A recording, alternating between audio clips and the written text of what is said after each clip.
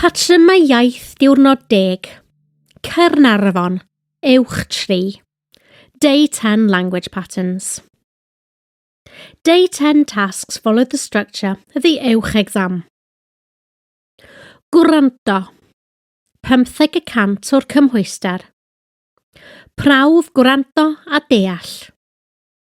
Gwybodaeth ffeithiol, profiadau personol, trafodaeth.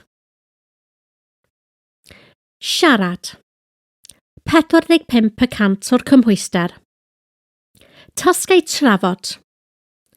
2 dasg wedi'i recordio ymlaen llaw. Prawf siarad. Erthygl, hunanbortread, pwnc llosg, siarad o brofiad. Darllen, 15% o'r cymhwyster. Prawf darllen a deall. Darn ffuglen, llythyrau ffurfiol. Ysgrifennu, 15% o'r cymhwyster. Prawf ysgrifennu. Llythyr yn y cywair ffurfiol. Erthygl neu adolygiad. Gwybodaeth o iaith. 10% o'r cymhwyster. Prawf gwybodaeth o iaith. Aralleirio. Dewis y ffurf gywir.